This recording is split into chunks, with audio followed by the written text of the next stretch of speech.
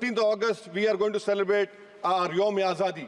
In Yom-e-Azadi, madam, I'm reminded of Maulana Abdullah Khairabadi, who said that when I die, you come to my grave and inform me that India has got independence. That was done.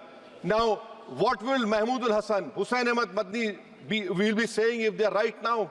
They'll be saying that we didn't live in Malta jail for 8 months to see this day that our work properties will be taken by this dictator government, madam. I condemn this law. The threshold of 2.5 lakhs under the old regime has remained unchanged since 2012 and 13. Prior to that, it was 2.40 lakhs for 10 and 11. The cost inflation index since 2010-11 has gone up 2.17 times, sir.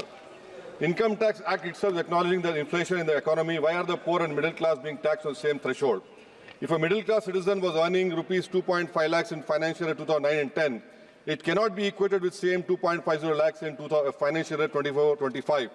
Sir, on account of this, the income is being taxed twice, one due to inflation and secondly under Income Tax Act. Sir, why is the old tax regime being given step-money treatment by the finance minister? All additional benefits are being given only under new tax regime, example 80CCD. This will discourage people from saving money in the traditional forms of life insurance policies, PPF, bank deposit, etc. Sir, in fact, banks are already facing fall in deposits. The old tax regime should be equally encouraged and not discouraged as is being done since past few budgets, sir. Sir, as someone has rightly said, tax should be extracted like the honeybee extracts honey from flowers. Presently, sir, this government is extracting tax like blood being sucked by leeches, especially of tax-compliant taxpayers. At least under the new tax regime, the threshold should be linked to inflation. This will go a long way, sir, in demonstrating that the tax legislation is fair and that in turn will improve compliance. Sir, block assessment is sought to be reintroduced. Reassessment provisions are again sought to be tinkered. When the Parliament, in its wisdom, had done away with block assessment, proceedings for such cases, where is the need to revisit again? These frequent changes, sir, in such an important piece of legislation, which are unnecessary, unwarranted, will lead to avoidable litigation and further burden the courts. Sir, when concession was given decades back only on the basis of additional levy, can the concession be withdrawn while the additional levy continues? This is backstabbing, sir. This is exactly what has been proposed. STT was levied on buying and selling of equity shares and mutual fund units, accompanied with reduction in the tax rates on capital gains such securities, sir.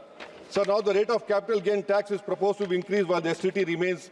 People lose faith, sir, in the government with such steps. For example, sir, LTCG on equity shares, equity-oriented funds, existing is 10% over 1 lakh.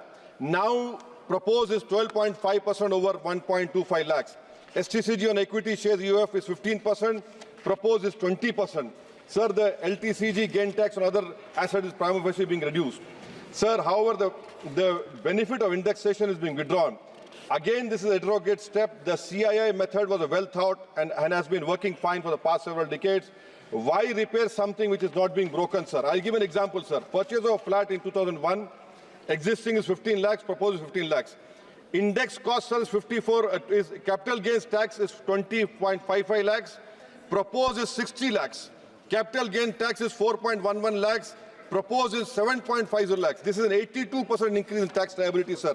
In fact, in all the new tax regime, the rate of 12.5% without intersection should be optional. As announced by the Finance Minister on August 6, it is not enough, sir, if it is made applicable prospective from July 23rd. The option should be left to taxpayer even for new assets purchased. Sir, where is this need for this new section? Section 194 TDS at 10% interest on capital remuneration to partners at rupees 20,000. The purpose, sir, of TDS is to ensure that the income does not escape taxation. In the case of firm, there is no such risk. The remuneration to working partner is typically calculated at the time of preparation of financial statements. How will the taxpayer comply with TDS deadlines, sir? Sir, now another important point, sir. Section 206C1F. Presently, TCS at 10% motor cars above is 10 lakhs. Now, from January 1, 2025, luxury goods are notified rupees 10 lakhs. This is unnecessary harassment, sir. You are not improving your ministry. Instead of putting burden on business people, this is not ease of business. This is you're putting more hardship, sir. In GST on health insurance, sir, premium collected in 23-24 was 8,263 crores, madam. I request the government remove this GST on health insurance and life insurance. It should be waived so that more people come under the coverage. It is the government duty to provide medical treatment, madam. Madam, social, another important point which I want to bring, GST, what about GST on petroleum products? Are the state governments ready for it? Madam, social sector schemes overall 25% decrease allocation, inflation adjusted to last decade. Sarva Shiksha Abhiyan 18% decline, Rashtriya Madhyamik Abhiyan 9% decline, ICDS 34% decline, Mission Anganwadi 5% decline, PM Poshan scheme 45% decline, and in public distribution, madam, 6.61 in 2019-20 declined to 4.24 in 23-24. Even if we combine Prime Minister Gharib Kalyan Yojana, the decline is still lower than 19-20 as opposed to the total budget. Madam, in Ministry of Minority Affairs, the budget this year is same as 2012 and 13. The unit cost of post-matric and pre-matric scholarship for minorities has not changed since 2007 and 8. 1 minute, madam, I'm concluding. Has not changed in 2007 and 8. What that 80 rupees, 100 rupees still continuing?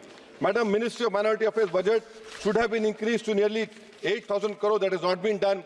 Madam, 15th of August, we are going to celebrate our Yom-e-Azadi. In Yom-e-Azadi, madam, I'm reminded of Maulana Abdullah Khairabadi, who said that when I die, you come to my grave and inform me that India has got independence. That was done. Now, what will Mahmood al-Hassan, Hussain Ahmad Madni will be saying if they're right now? They'll be saying that we didn't live in Malta jail for 8 months to see this day that our work properties will be taken by this dictator government, madam. I condemn this law. Thank you very much, madam.